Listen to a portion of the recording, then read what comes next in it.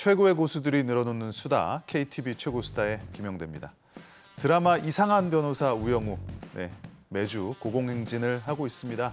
넷플릭스에서는 세계 3위까지 오르면서 또다시 한국 콘텐츠의 위상을 높이고 있다고 하는데요. 자, 그런데 우영우를 비롯해서 이 한국 드라마 그리고 영화 이런 한류 콘텐츠를 제값을 주고 보지 않는 그야말로 얌체족, 도둑 시청하는 사례도 계속 증가하고 있어서 문제로 대두되고 있습니다. 중국의 한 동영상 스트리밍 사이트입니다. 국내 방송사 이름을 입력하자 최신 인기 예능 프로그램 영상이 연달아 뜹니다. 이 같은 영상들은 모두 제작사와 협의 없이 무단 불법 게시된 콘텐츠입니다. 한국저작권보호원이요? 17년부터 20년까지 국가별로 불법 유통 적발 건수를 찾아봤는데 중국이 전체의 32.5%로 가장 많았어요. 자, 그래서 한류 콘텐츠 저작권을 지키는 문제에 대해서 한번 이야기 나눠볼 때가 아닌가 싶습니다. 자, 오늘 함께 얘기 나눌 분 강유정 강남대 교수 나오셨습니다. 네, 안녕하세요. 오랜만입니다. 네. 이상한 변호사 우영우 계속 보고 계십니까? 저는 처음에 1회를 보고는 아시죠? 우투도 영투도 우투도 동투도 우투 라미가 요새는 인사를 다 그렇게 하더라고요. 그러게요. 그래서 뭐 릴스나 쇼츠에서 가장 많이 사람들이 리메이크해서 따라하는 그런 또 하나의 뭐 밈이 되고 있더라고요. 이게 밈이 됐다라는 것 자체가 이 드라마가 대중적으로 굉장히 인기를 끌고 있다라는 증표가 아닌가 싶습니다. 이 우영우 얘기를 몇 번 했었어요. 근데 그때 처음 이 방송에서 이야기를 할 때만 해도 그때가 시청률이 10%를 아직 넘지 못할 때였습니다. 이제 어느새 15%까지 돌파를 했다고 합니다. 넷플릭스에서는 말씀드렸듯이 세계 3위까지 올랐고 이게 중국에서도 굉장한 인기를 모으고 있다고 합니다. 그런데 흥미로운 게 말이죠.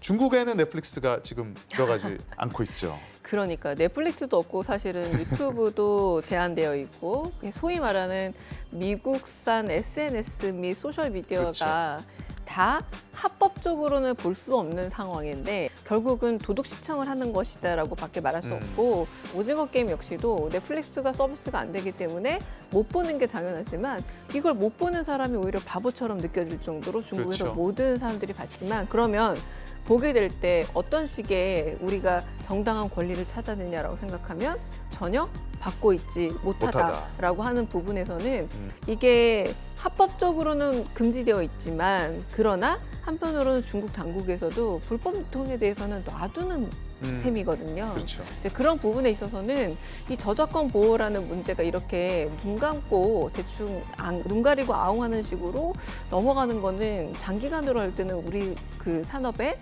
굉장히 타격을 줄 것이기 때문에 심각한 문제는 맞긴 합니다. 이 우영우만 그런 것이 아니다. 지금 지적해 주신 바대로 이게 계속 지금 일어나고 있는 일이고 왜 유독 단순히 개인적으로 내가 돈이 쓰기 싫어서 영화를 불법으로 다운로드를 본다라는 측면은 이건 넘어서는 것 같거든요. 문화라는 것이 금지를 할수록 더 열망은 커질 맞아요. 수밖에 없는 거죠. 이게 좀 여러 가지 사실 정치적 역사적 계기가 있었던 게 한류가 어느 정도 용인할 수준이 아니라 중국 문화를 정말 쓰나미 수준으로 뒤엎는 수준으로 점점 성장을 하다 보니 그런 측면도 있고 한국 드라마에 대한 제도적인 금지도 있었고요. 그러니까 사실상 중국인들도 해외에 많이 진출해 있기 때문에 해외에서는 다 우리 콘텐츠를 보게 되고 커뮤니티 사이에서 이 소문은 돌기 마련이라는 겁니다.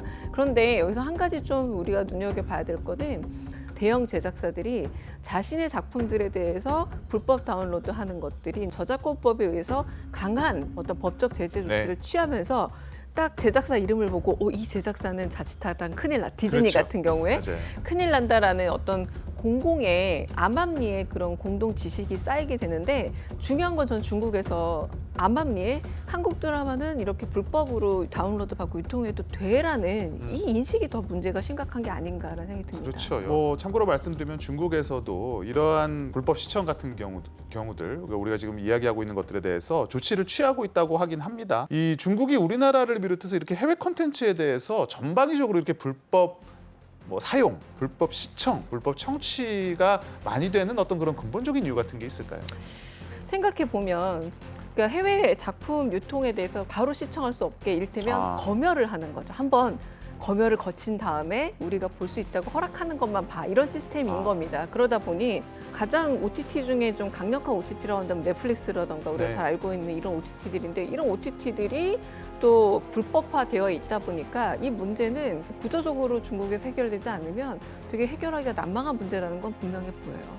선생님, 그러면 좀 더 그 근본적인 이야기를 한번 여쭤보고 네. 싶어요. 우리가 저작권 침해가 나쁘다라는 이야기들은 많이 하는데 이게 과연 저작권 침해가 어떠한 부분에서 우리가 문제가 되고 어떤 부정적인 영향을 끼치기에 우리가 이런 것들에 대해서 굉장히 진지하게 이야기를 하고 문제점을 지적을 하는 것인지 영화를 평론하시는 입장에서 뭐 그런 평소에 느끼신 부분이 있다면요. 가령 런닝맨 같은 그런 예능 프로그램 같은 경우는 전혀 저작권에 대한 거래나 혹은 저작권에 대한 존중 없이 중국에서 아주 비슷한 포맷으로 만들어지고 맞아요. 있고 이런 포맷에 대한 그냥 무조건적인 일종의 도형이 더 문제가 되고 있는 게 더 많습니다. 왜냐하면 생각보다 우리는 저작권이라는 개념을 어떤 한 작품이 가지고 있고 방송권이나 혹은 뭐 실현권 같은 것만 생각하지만 아이디어 차원의 보호라는 것도 굉장히 그렇죠. 크거든요. 그런 부분에서 우리가 갖고 있는 아이디어에 대한 일종의 소유권 내지는 이것으로는 경제적 이익까지도 다 손해를 보고 있다고 생각하면 분명히